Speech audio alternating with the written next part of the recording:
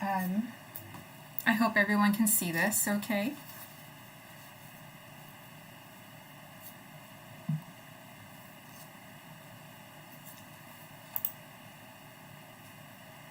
So how to register your Caspian.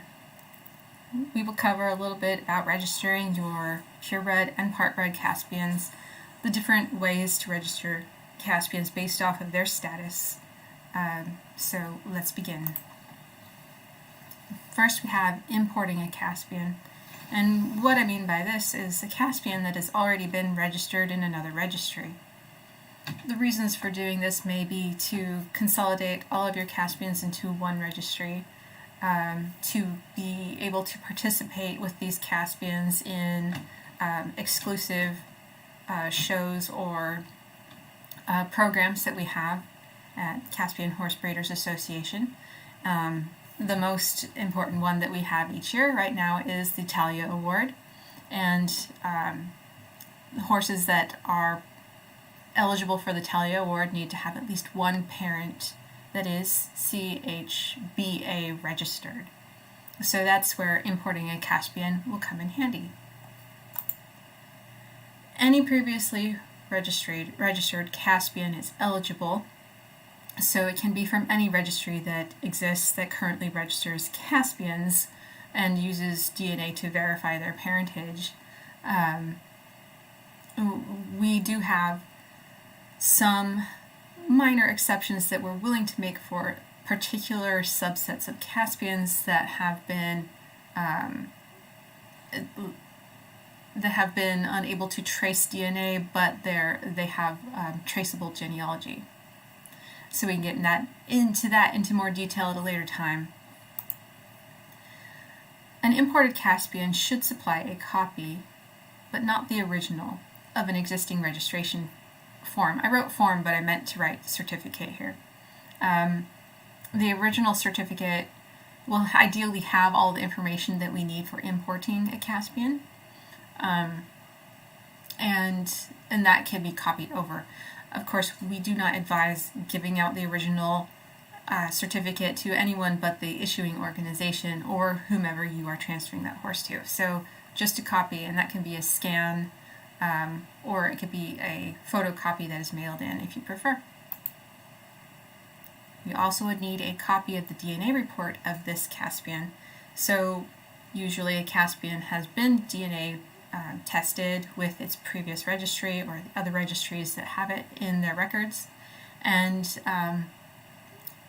they have often issued a copy of that DNA report.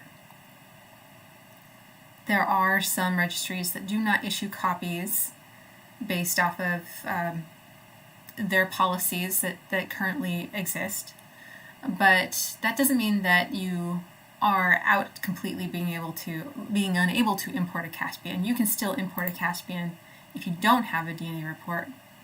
What you would have to do is send in a sample of hair, and then with that sample of hair we would run the DNA to get the markers. Now, when you're importing a Caspian, you can select from Section A or Section B based off of the requirements for each section. Section B and Section A have all the same requirements, except that Section A requires that horses come from a licensed sire, so their sire has a stallion license. They are microchipped, have registration photos, and I believe that's it. So those are the three things that kind of elevate a horse from Section A or a gold certificate from Section B or a silver certificate.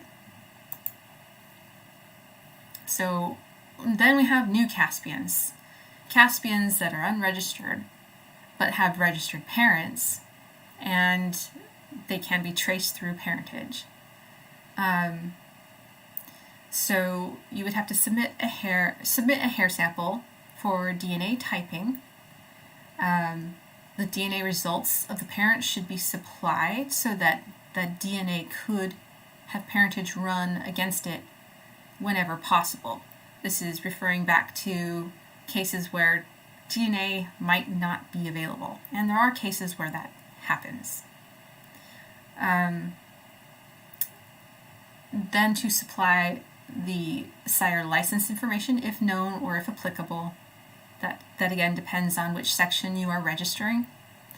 And then provide photos or an outline drawing of the markings.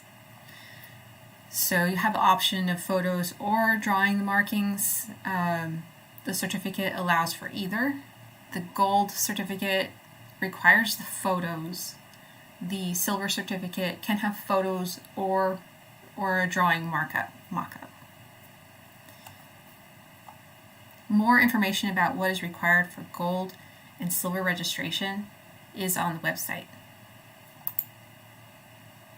So, registering a new foal. We, of course, want to register new foals with CHBA.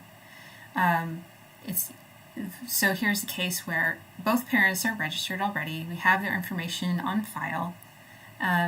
When it comes to foals, we recommend stallion reports submitted annually so that we have an idea of what to anticipate for the coming year.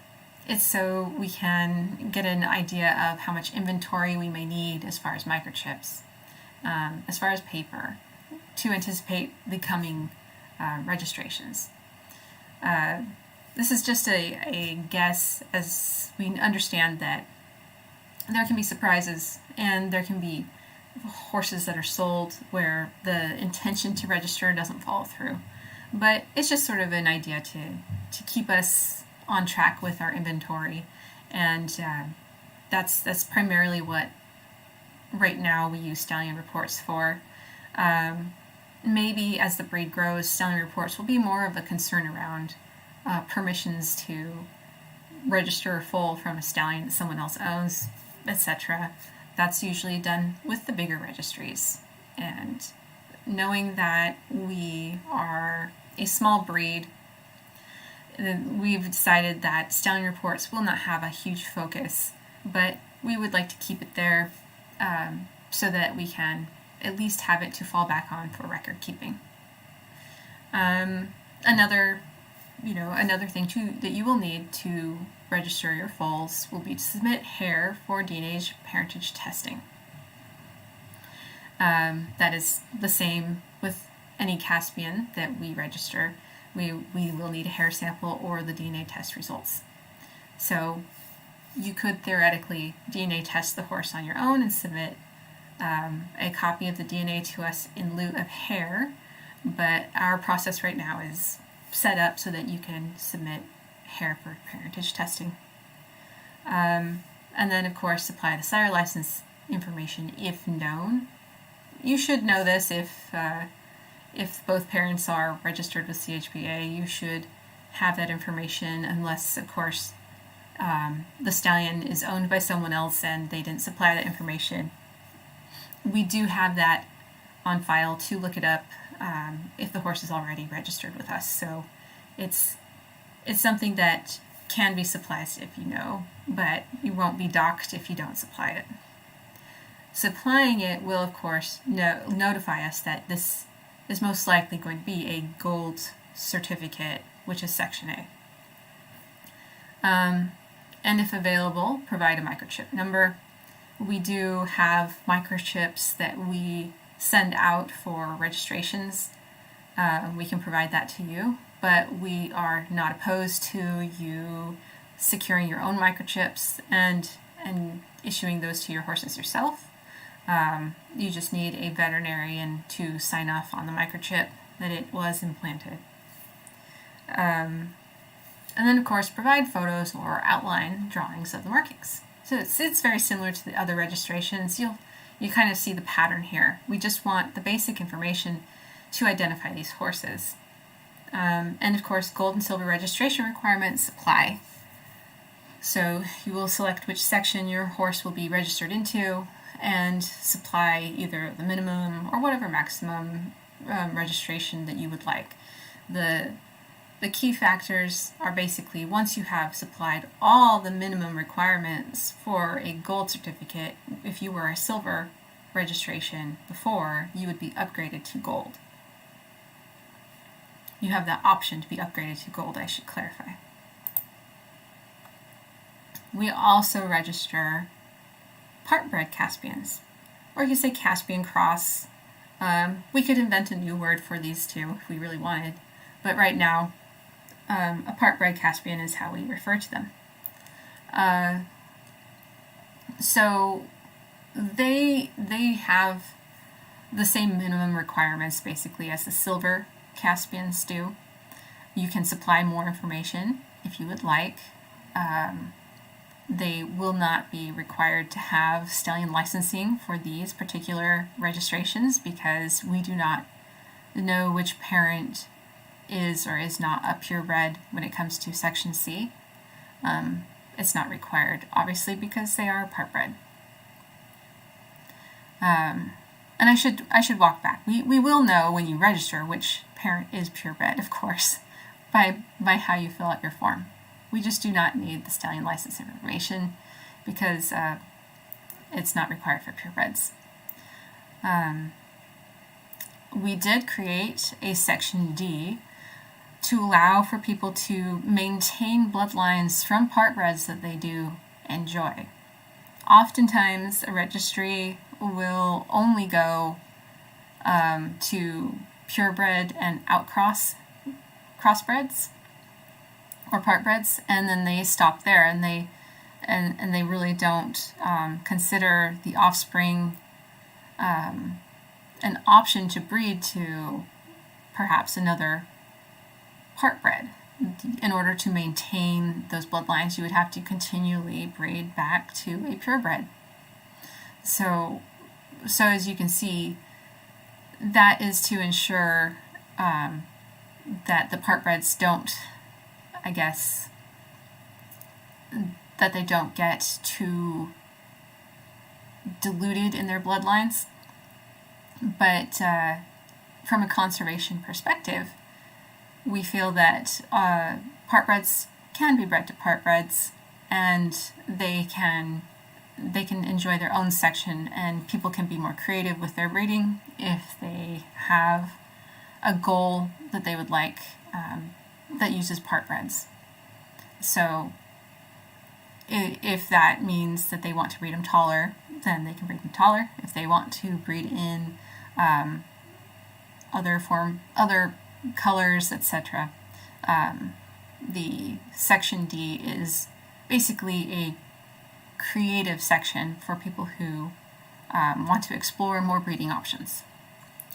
And it will still help people become familiar with the Caspian breeds, so it is also a promotion type section. Okay, so those are all the sections and the different types of horses that we register. The next step, of course, is how do you use your interactive forms? You do have the choice to download forms. You can print them, or you can fill them in electronically, and then submit them through email, or you can mail them in. We've tried to give you as many options as possible so that we can work with people who may have limited access to printers or limited access to mail, or to mail something or send something to us faster, I should say, because electronic is obviously much faster. And of course, electronic can help you save on postage. But for people who prefer to fill things out by hand, this also allows you to do that. There are some catches, of course. There are some things that we really can't do without paper still, and that may come down to collecting DNA. A form is generally needed to submit to the lab, and the physical hair sample is still needed. That unfortunately is not an electronic option. So I have made my little logo here a link to the website, so we can go there and view it. Oh, don't mind my other tabs. Let me close these. So we have all our forms on this one page, and this can be a little overwhelming for some, because you're like, holy crap, what kind of form do I need for this particular thing that I'm doing? If you are mailing in forms, and you're sending in multiple forms, a purchase order is quite helpful to add to your set of forms, and it helps us know how to check off what you have submitted and what to look for. Also to get an idea of exactly what you've ordered and if everything that you have submitted matches up. We have member applications. You do not need to be a member to register horses. However, you benefit from membership in other ways. But because this is about registering your Caspians, I will cover membership maybe another time. Ownership transfers. This is something that may be needed in the case of importing a Caspian. If your Caspian's registration papers show that you are not the current owner, you will probably need an ownership transfer or a bill of sale or some sort of contract that shows that you have indeed transferred ownership into your name. Ownership transfer works basically as a contract. It shows that the signing that something has been signed over. It does not show how much or that the sale actually took place. So I can't really say with certainty that this should be treated as a contract. It's more of an official stamp that two parties have agreed to transfer a horse. So there's a lot here, and I'm just going to cover this one at a time, but I do want to say that when you download a form from this website, it's going to show up in your downloads folder or a downloaded, I don't know, wherever your default download folder is. You may have assigned it through your browser, and depending on what kind of computer you have, may be different from computer to computer. But I just wanted to specify that we have them set up as zip files so that they do download. When they were set up as PDF files, the browser would automatically open them, and then the functionality of these interactive forms were not behaving the way that they would normally behave. Like, they were not predictable, and some of the features wouldn't work. And so what's the point of having an interactive form if things were broken? The browser and the platform that creates the forms, Adobe, don't necessarily have everything in sync. And so we recommend that you open your forms using Acrobat. Here I have Adobe Acrobat Pro. Most people will have Adobe Acrobat Reader. It should work in either.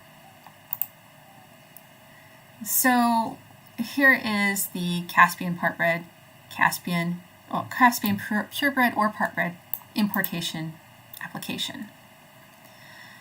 We have included at the top a checklist so that you can make sure that you have each of these things applicable to the needs of which section that you're registering in. So you can check it off dynamically through this form. Yes, you have all of these things. And then you can fill in the information with the horse's name. I'm just going to use fake information. This horse does not exist. So,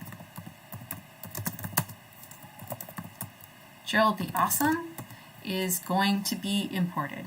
His registration number is 02266. I don't think that registration number exists. Date of birth will say that he was born in February 22nd of 2002. He is a stallion still.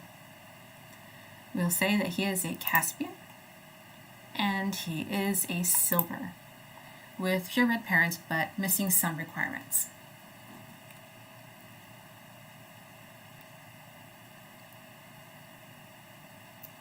We will say that he is parentage verified. We will enter his microchip number, 99. And then here you can just type out the information as you would describe him. He is a black Caspian because those are fun. And he has coronet. And if you misspell, that's fine, I don't care. He has a small star. Name of sire. Well, I can't come up with names of sires from a made-up horse, so I guess I get to make up a sire name too. So we have Gerald the Awesome, so we'll have a sire named Gerald the Great. And he is a Caspian. Sire registration number. It doesn't have to be required if you do not know it, but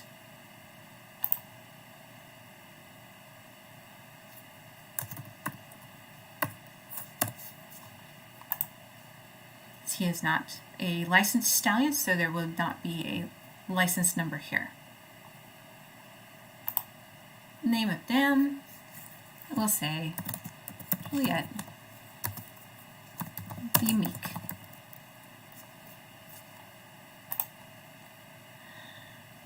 And her registration.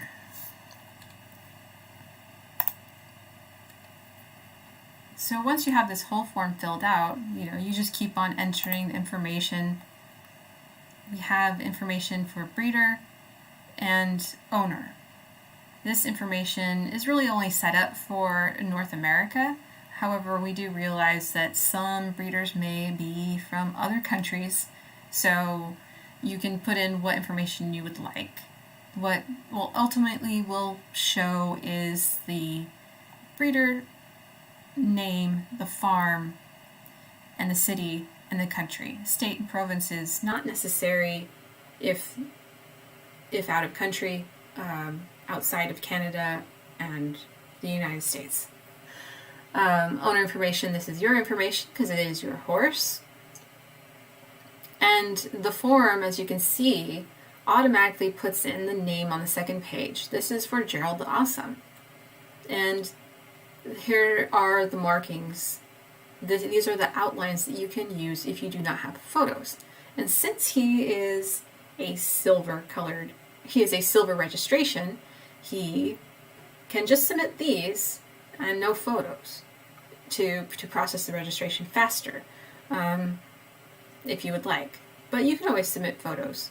There are instructions here on how to draw on the form. So there is no quick way that I could have made this form to allow people to just draw directly themselves. You would have to go to Tools tab and select Comment and Open, and then select from the different lines.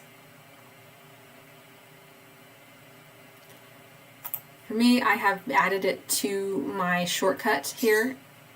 So I have made a custom toolbar in my version of Adobe on my computer. So if you plan on doing this in the future, you can also modify your Adobe's menu bar to include the pencil. Set it up in red and be able to mark directly onto the form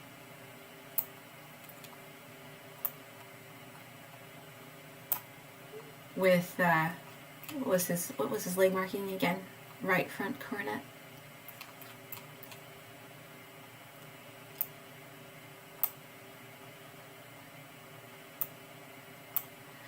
And there you go. You have these little markings, and then this would be processed and be included onto your registration certificate. However, if you wanted to submit a photo, see how when I'm hovering over this, there's a little hand that pops up, and this little hand allows you to browse for photos, and you can select the photo that you like. Well, let's see here.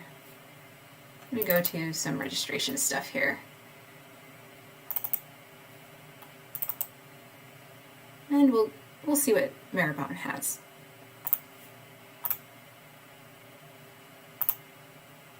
And see, you can put in a photo just like that, and then submit the form this way. And then these photos would then be used in your registration certificate.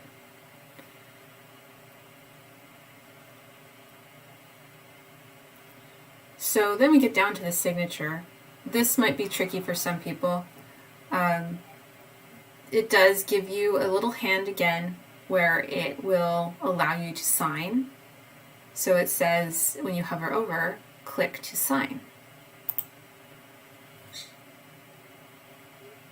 And it will give you, so I've already set one up, but you can configure a new digital ID. And so this digital ID is what it will use to enter. So you can see Brenda Grigg digitally signed this. This is the date, this is the time.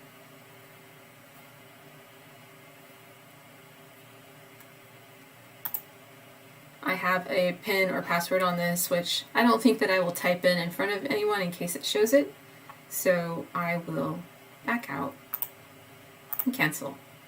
You do not have to use that method. It is one method that is set up for it. Another method that we will accept is if you look up here, you'll see this pen tool that says sign document by typing or drawing a signature. This is probably going to be easier for most people, especially if you do not want to set up a digital signature through Adobe. As you can see, I've already put in one of my signatures.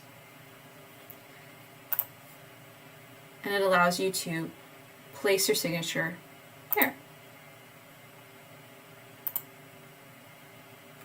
Now it tells me to save and share the file, but I still want to enter the date. And what is today's date? It's like July 23rd. Man, I can't believe the summer's almost over. I say that it's halfway through, but it just feels like it's going really fast. And you filled out the form. In theory, I kind of skipped some pieces, but once you have filled it out, you can either add further attachments, and it brings up another view of what other attachments you'd like to add, where you could add photos here, you could add a DNA report here. Yes, I know that I had an error because I did not select anything, but then your attachments will show in this area right here. And then once the attachments are there, you can hit submit form. And now it's going to want to use your email that you have set up with your computer. So if you have Outlook or another email program, it's going to use that as your application to launch an email. You can use a webmail, you can add a Gmail account, you maybe be able to add a Hotmail account. I haven't explored this option very much, so I'm sorry that I can't walk you through that. But you select an email to send this from, and then it should package it all up and then email it to chba@caspian.horse. Yes, I canceled that. So that is one of the forms that we have, and all the other forms are essentially built the same way. The import form is the only one with the checklist, I think. It's been a while since I've actually gone through these forms. This is an ownership transfer application, which you may need for your import form. It functions with pretty much the same thing. You can sign it with the signature, or you can sign it digitally by clicking on it. We do not have this set up to automatically email to us. As you can see, there's no button, but you can save it and then attach it. But now that I'm looking at this, I can reassess whether or not we can add a button to it, because I hadn't thought of that yet. Stallion service report. It gives you all these fields where you can enter the information on your stallion. You can enter which mares which mares were exposed to him. We have up to 6 on a page. If you have more than 6 mares exposed to any one stallion, you would just submit another page with additional mares. And then this one can be submitted through email as well. Again, if you have trouble with the submit button through the email, you can save the filled in forms onto your computer and then attach them into an email that you do manually. All this really does is automate that process. It saves the file, and then it brings up your email client, and then it attaches itself to the email, and then you would hit send on that email. So that's one important thing. It doesn't hit send for you. You still have another step to go by sending the email before it actually goes. So I think that it's very helpful to have that functionality. If anyone has any problems with these forms, like there's a programming glitch where you can't fill in a field or you can't delete something, you can just reach out to us and we can help and see what's wrong. We do offer that kind of service to our members and anyone who's interested in registering Caspian. Multiple signatures can be collected on the same form, but the problem with doing the signature this way, when you have multiple signatures, like let's say you want to email this to each person, this is where you would need to do the click on digital signature and not use the signing, the pen tool signature, because once you use this pen tool signature, it basically locks down the form and removes all the functionality of the dynamic form. So using this keeps the functionality so each person can click and sign with their digital signature. This type of form may not be used very much though. This is the Stallion Service Certificate. You're like, what is the difference between a Stallion Service Certificate and a Stallion Service Report? A certificate is one that the stallion owner supplies to the mare owner when breeding an outside mare. So a stallion breeding a mare owned by someone else and all the information therein. We've combined artificial insemination and semen information on the same form. For convenience, this gray area is not required if you are not using artificial insemination. Oh, look, I see a spelling error there. A little typo.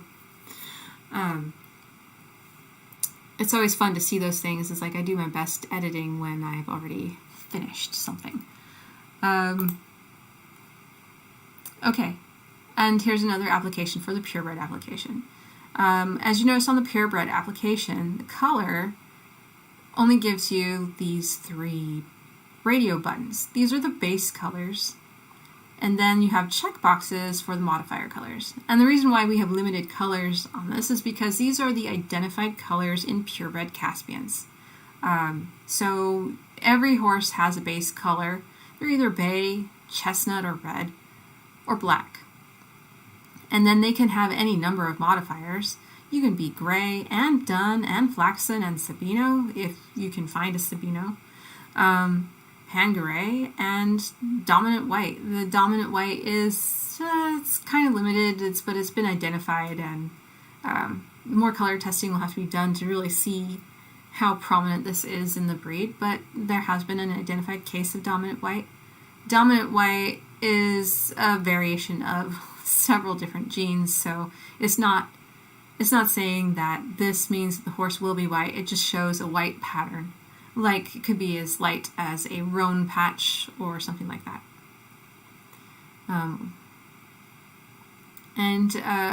We have the rest of the form here. This is a little part that says information about the Stallion Service Certificate. If you're not the owner of both parents of a foal, then you would also submit a Stallion Certificate. And it's usually the mare owner who is filling this out. The mare owner, the person that foaled out the mare, is responsible for registering the foal in most cases. So we have registration photos here. and the option to draw on the form, add attachments, and submit form. I know this is really fast and I'm probably making everyone dizzy by scrolling up and down. I wanted to point out we do have transfer information on this. So if you have a foal that is born that you have agreed to sell to someone, we have included this as like a free transfer with registration. So you don't have to pay for an additional transfer when the foal is born, especially if there's already been a contract to sell it prior to registration. We feel that the cost of registration transfers are mostly from updating the paperwork, and it's really easy to just do it all at once. It costs the same amount, so there's no necessity to charging more for this initial transfer if it's done at the time of registration. So that's why we offer it. And part red is essentially the same, but you get the chance to list out a description for the color, because there are so many different colors in horses worldwide and we don't know what people may cross with the Caspian, so we have left this an open field for people to type in. And that's the primary difference, of course, telling us whether the sire is a Caspian part red, or not a Caspian, that would be other. And then we have the breeder information and the transfer information if applicable. And then of course the registration photos again. This is the last form that will be of great significance for you. It's the microchip information. So this may be a form that you print out depending on your vet. Your vet may be tech savvy, have a phone where he could get this form downloaded and email it to you, and he would get this information filled in. We don't know, but vets many times are working in the field and it's just more convenient for them if a paper form is already printed up and they just need to put their signature on it. So, work with your vet and ask them their preference. If you're planning on microchipping your horse, which is only a requirement for the gold level registration or section A, then just talk it over with your vet how they would like to fill out this form. We recommend filling in the microchip information with your vet first and then collecting the DNA sample while your vet is there, because it's the best time to collect DNA sample when you already have the horse being handled for implanting a microchip. So while you're hanging on to that same horse, you can collect the DNA at the same time. So you have the vet fill out the information for the chip number, and then you can fill out the information for the DNA, and then you can submit the DNA inside an envelope that you would attach with this form. So we have switched over from taping the DNA sample to the paperwork, and we are giving you a sample image of an envelope. This is an envelope that we will print out if you need an envelope, but these envelopes are small enough to fit inside a standard business size envelope. I don't think it's business size. Sorry, I don't know my envelope sizes very well, but the standard envelope that you would get in the mail, I think it's like size 10 or whatever it is. But this envelope fits inside it neatly. So with that, we can go back to our little PowerPoint and continue. So we have registration photos that we're thinking of submitting. Here's Maribon again. This is her lovely front of face photo. But photos are a requirement for your Section A horses when you're registering for a gold registration. And you want to make sure that your photos are clear, because quality registration photos just make for a nicer certificate. If you don't mind how they look, then that's going to just be the way it is on the certificate. We try our best to make the photos look as presentable as possible, but we would prefer your help in making better photos so that it's easier to insert them into the certificate. So some suggestions are to aim the camera from a lower angle because these horses are a little smaller. So try to find an angle that is about even with the horse's top line, at least even with their head and not above them. The horse's body gets kind of skewed looking when you try to take a shot from above the horse. So we're trying to get a profile of the horse, and that will help us get the markings of the horse visible in the photo. So photograph your horse on a hard surface with low turf or no turf, so the hooves and leg markings are visible. We want to catalog as many of the markings as possible with the photos. You could submit extra photos if you would like, but they would not be displayed on the certificate itself, but we would keep them in our files, and we can also upload them to our online Caspian database. You want to take photos in decent lighting, so this would be avoiding places that are too dim where you can't make out the horse's features very well, and avoid too much obstruction by things in the foreground, so you don't want another horse standing in front of your horse.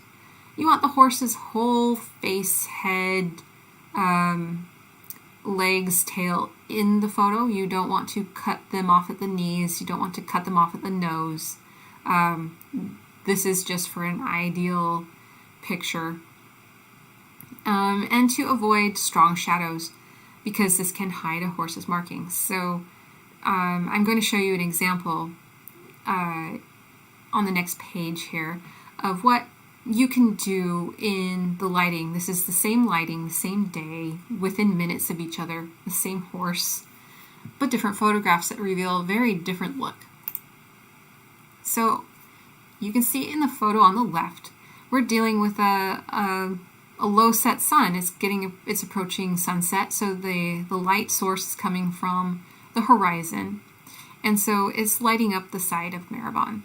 Maribon is slightly angled towards the sun, but you can see plainly her legs and her body, and there are some shadows, but you can for the most part tell that there are no markings on the legs, that there's no white markings.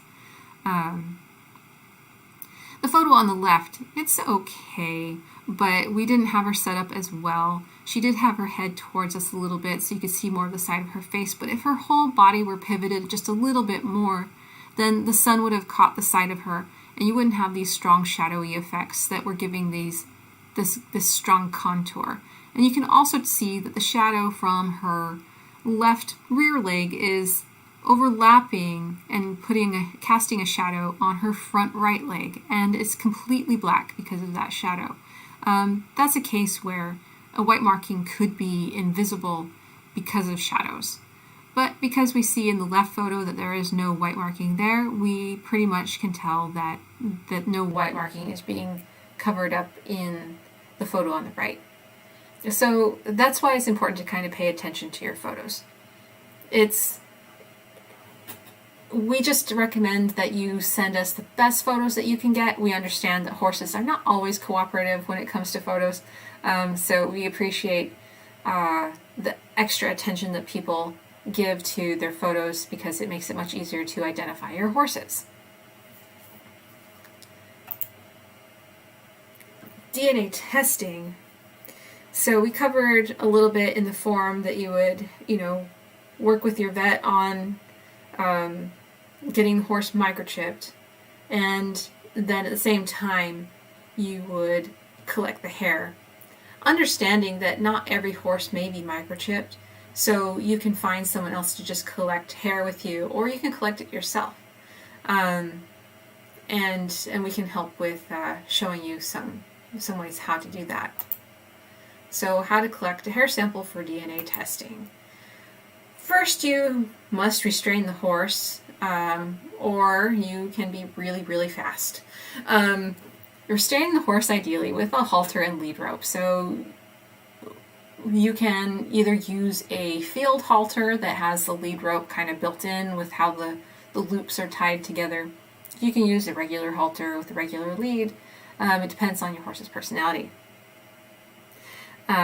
So this is the most helpful in case you need to take extra hair after the first attempt. Horses generally don't like to give you a second chance after having hair pulled out, but you know, the restraint just sort of gets them to stay put until you have a chance to make sure that you have enough hair. So one way of collecting hair is twirling your finger around a lock of hair and yank it out. Or you can use some pliers, clamp down on the hair, and with a twisting motion you can wrap that hair over the pliers as you pull, and it pulls out the hair. So after you do that, you should insert the hair directly into a clean envelope and try not to touch the root bulbs. So it's very essential that we try to prevent cross-contamination of hair samples by using envelopes that haven't been handled with other horses around. You want to keep it as clean as possible. If you've handled another horse and then you go to handle a second horse, you want to wash your hands between horses, or change gloves, or whatever it is, or you know, clean off your pliers. That is ideal. It's not to say that if you forget that it's going to cause a problem with your DNA, but you know, you just increase the chance a little bit. Here's a big one. If you're using an envelope to put your hair into, try to avoid using saliva. Saliva is a source of DNA, and you might contaminate the hair sample if you put saliva on the envelope. So we suggest a different method, which I have a video for that, and let's watch our videos now. Hopefully these will play for you. We have Cascada bucephalus here, and we're going to take some hair from his tail region for DNA testing. The goal is to pull hairs so that you can get the plug of the hair from the follicle, and that hair plug will have the DNA material you need for DNA testing. The goal is to get approximately 30 to 40 hairs. So you can either use your fingers and twist the hair around your fingers and yank the hair, or you can use needle nose pliers. And then here's Taylor's showing you how to wrap the hair around your finger, and then you would tug really hard to try and pull. Caspian hair tends to be a little bit slippery, especially with babies, and so success rates of pulling the hair that way tend to be lower. We recommend trying needle nose pliers if your fingers are not able to grip enough hair all at once. You can also, if you want, take a few separate pulls if you want to reduce the amount of hair from one area that is taken. So Taylor will show you the best way to pull with pliers. You approach the hair with the pliers twisted a specific direction. Yeah, so if you're grabbing them with the pliers, which is easy to do close to the base, and you're going to be rotating it, and I've found it's easiest to do thumbs down to grab it, and then I can just twist like that, and the action just automatically pulls the hair out at the root. Then you can hold it up to a light colored surface to try to count your root bulbs. I'm going to need one more pull. Yes, this looks like it's a little bit short, so he'll need a few more. When it comes to collecting your sample, do not touch the hair. It's best to bring an envelope out with you when you're collecting your sample and putting the hair directly from the pull into the envelope. Touching hair of the horse can result in some contamination, especially if you were handling other horses before. So Taylor's going to be collecting additional hair from bucephalus so that we will have enough roots for the hair sample. I guess you can try with pulling with your fingers, but the pliers definitely are an easier way to pull hair. That one really startled him, but There you go. So there's a bunch of bulbs in here. yes, that's a huge chunk. That's, So yeah, way more hair than you need here. again, put the hair sample, roots facing the same direction, so that the hair follicles all line up the same way when it comes time to send them. And then using a smaller envelope usually will make it easier to put in a larger envelope when it comes to mailing the sample in. So we use the animal genetics laboratory, and they prefer to receive hair in an envelope or a plastic bag. We're a little bit more conscious of the environment, so we try to avoid using plastic bags. So we recommend an envelope. We can print envelopes for you and send them at your request. These small envelopes fit into a larger envelope for mailing forms. So once you've collected the hair, you can write the name of the horse on the envelope, and then you can mail it in.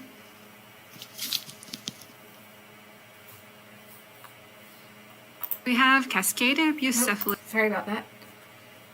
I am trying to go to the next slide, but it is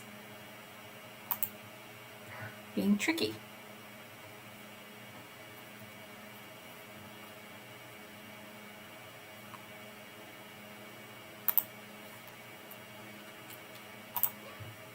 Here we go. No.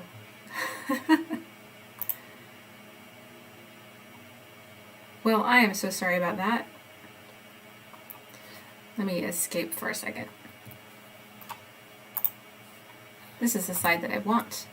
So let's just see if we can watch this. Can you present this slide?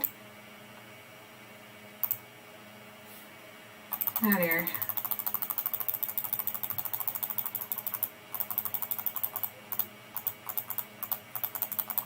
We have Here we go. Sorry about that. I will try to cut that little blip out. But here's how you can seal an envelope. So you might wonder if I encourage you to not touch the sample to avoid contamination with your own DNA. What do you do about closing the flap? Most often people will lick the flap, but that would put your DNA in proximity with the sample. So the best option when dealing with this is you can take a paper towel and get it wet, and then rub that wet paper towel along the glue and re-wet it, and then you can seal it. And no DNA, no contamination. You can also use tape if you prefer, and tape it along the edge of the sample so that the whole flap is covered. That's all. Okay. Well, I realize that we have hit an hour, so I want to thank everyone for attending this webinar. And I again apologize for my little technical glitches, but I hope the information was useful for everyone. And if you do have questions and you need help with anything registration related, I am going to be available to help you with that. Just kick an email over to me at chba@caspian.horse and let me know what you need help with. We will get you set up and successful. So, yeah. Let's see what I can do here now. Oh, it's like my crazy screen. Hi everyone. I hope that you have a great evening and check back next time with our next webinar. We don't have another one scheduled after this. Our last one was canceled due to some scheduling conflicts. But we do have a photo contest going on right now. The deadline was extended until Tuesday night, or also known as midnight on Wednesday. Is kind of an awkward way to say it, but end of Tuesday night or 12 a.m. Wednesday, July 27th, I think. So this photo contest, you can find information on our website, caspian.horse. And yeah, have a great time. See ya. Alright, I don't even know how to end this now, so I kind of need some help now.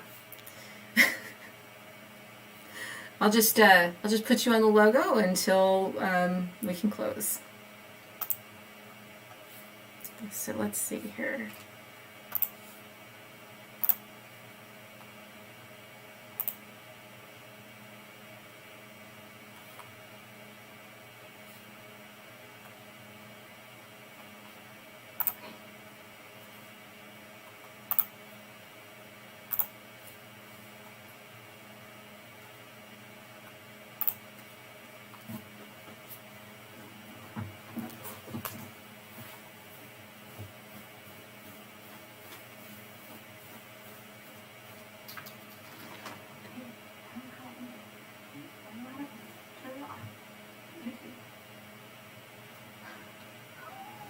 Like, I've been waiting for